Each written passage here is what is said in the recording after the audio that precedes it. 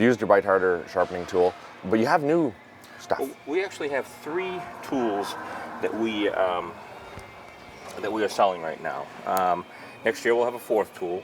The 3 tools are pretty straightforward. We start out with the tool that started it all for us, and that is our Standard Series portable tool.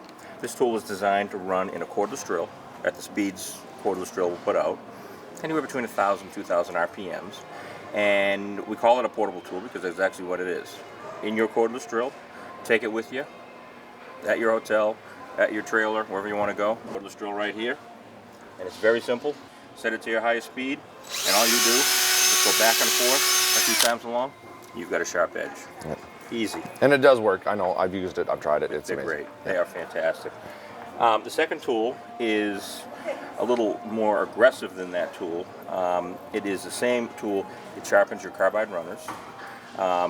However, this tool is a professional tool. This has a higher quality diamond.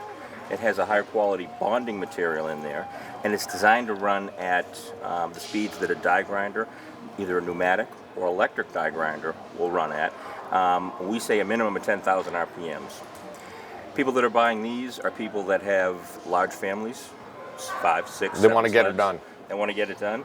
Or even service departments. Yeah. Service departments will provide a sharpening service. Hey, for the customers. we fixed your sled and we just. And we sharpen your carbides. Oh wow, that's a great service. Yep. That's a great idea. So for them, it's zip, zip, zip, and they're done. Only less than a minute to sharpen somebody's carbides.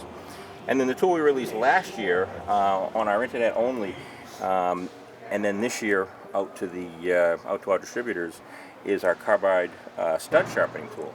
This is a fantastic tool. What this tool does is it takes the stud that you buy from the manufacturer, and once that very small tip gets worn down, this tool goes around and removes the host material, exposing the carbide stem, and then goes and blends the carbide stem in with the rest of it. We've got a little sample here that shows it. This sample right here shows your new carbide with a little tip on the end, the worn carbide with the tip gone, and then what we put on afterwards. It's a 60 degree. You've still got your carbide tip sticking out on the end. It's actually a better tip right there than what you start out with. Yeah, so this is all about economics. This is all about saving money, right? So you spend a little bit of money to be able to save a lot of money, be able to use this stuff longer, because studs are expensive. Yep. Carbide runners are expensive. Yep. And well, that's what this is all about. You're looking at about 20 cents to sharpen that stud with the use of that tool. This tool will sharpen well over 1,000 studs before you see any degradation in the tool. I can do a 96 stud track in about a half an hour. That's how fast it goes. That's faster than changing the studs. Yep, absolutely. Yeah, for sure. And what kind of life are we talking with the runners? With the runner tools, you're going to get 2 to 250 with this professional series tool here. You're going to get 40 to 50 with the standard series tool. Relating it back to miles, you're talking about 5,000 miles out of that tool right there, which is pretty good for that type of tool. Right, and the key is to not let it get worn down too much, your runner, right? You don't want to... You want to start with, we recommend our customers start with a fresh set of carbide runners. Don't try to resurrect a tool that's come back from the graveyard. It's not going to happen. You're going to take out all the life in the tool. Take something that's got 1,000 miles or so under it, then start from there, or buy something new, ride it for a few hundred miles, then start sharpening it. And keep it sharp. The sharper you keep it, the better it's going to go, the longer life you're going to have. And it does sharpen it, man. I'm telling you.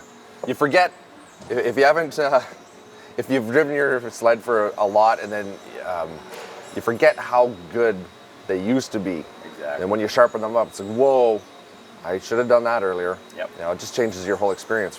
From a safety standpoint, from a performance standpoint, you know, when you come over that hill and there's a broken down sled, a deer standing in the trail, a tree, a rock, and you want to be able to get around that, it's nice to know you have sharp carbide runners, and they're going to bite into anything that's there to help you get around that and not cause an accident. Exactly. You had another thing. I saw a tool, this little tool here. This tool right here is something that we've developed over the summer. What it is, when you look at how we sharpen, we talk about portable sharpening out on the trail or at a trailer site or at a hotel site or something like that. One of the things we looked at was a drill is great for portability. You can buy drills even smaller than this nowadays. Great power to them, great everything. But we looked at that and said, really, the only part of this we're using is the motor part up top here. We don't need the handle. We don't need the battery. And the reason we don't need the battery is because most snowmobiles nowadays come with a battery. So what we said was, why can't we take the power off the battery, get rid of everything else, use the battery's power to power a motor, or what we call our 12-volt carbide grinder. 12-volt carbide grinder is very simple. It has a machined aluminum housing, a steel collet that the tool mounts into, switch on the back, and the nicest thing is we use a standard trickle charger style plug. Right. So what you do is most people will put a trickle charger style connector on their battery so that in the off season they can keep their batteries fresh. We provide that with it, one that we're making. Cord. We have an 8-foot long cord that comes with that. That plugs into your trickle charger, and then once you pull it out of the area where your kit is, where your maintenance kit or your tool kit is, you pull it out, plug it in, turn it on, and you can go along and sharpen your carbide runners anywhere, anytime.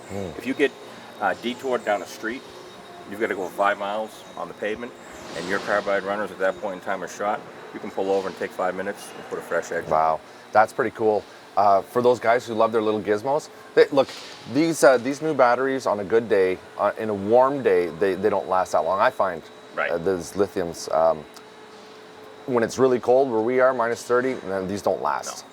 They do not last, and you're not going to get a few sleds out of them. Right. I don't think anyway, that's just me personally.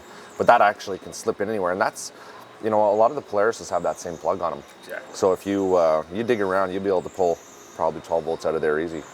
But for the tinkerer, they're just going to run a cable up and they'll have easy access to that. And, wow, that's pretty cool. It's a fantastic tool.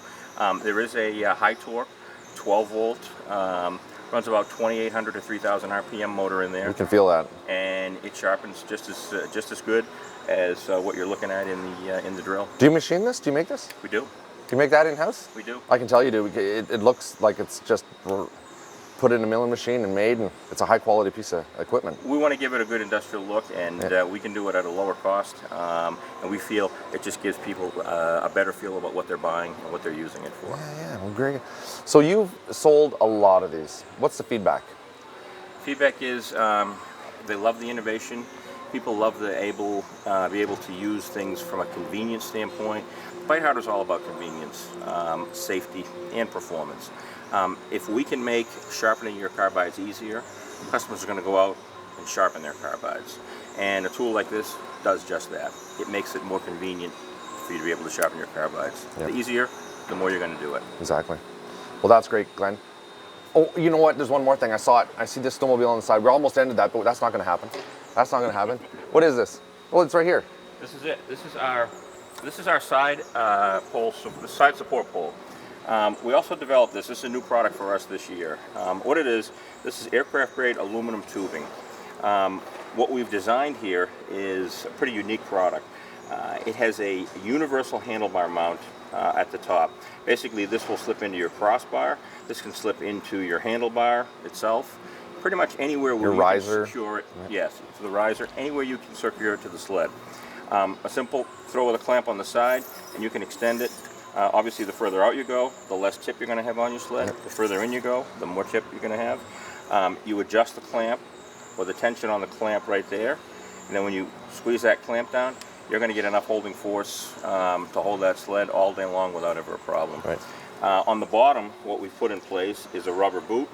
That rubber boot is good for the concrete, asphalt, pavement, wherever you want to tip it over. But if you do have ice conditions on the ground, you can take that boot off and you get a nice sharp edge here for you to sit on in the parking lot or wherever else you want to do it. The other thing we have on here is a snow boot. This snow boot is great for the trails, but it does pop right off. If you don't want to use it, Yeah. you can use it without. You mean, so what do I do with my 16-inch piece of wood that I cut? My stump that I use to hold the sled? No more. We're trying to make it as convenient as possible. I don't know how many times my sleds have fallen over and, yeah, not good. Gas all over the place. That's really cool. That's a good idea. It's a simple little product. I mean, there are other products out there similar to it, but we've tried to make it a lot simpler for the user to use. Tip your snowmobile on its side. What we recommend to people is, once they get their sled right to the point where they like it, put a black mark on the thing.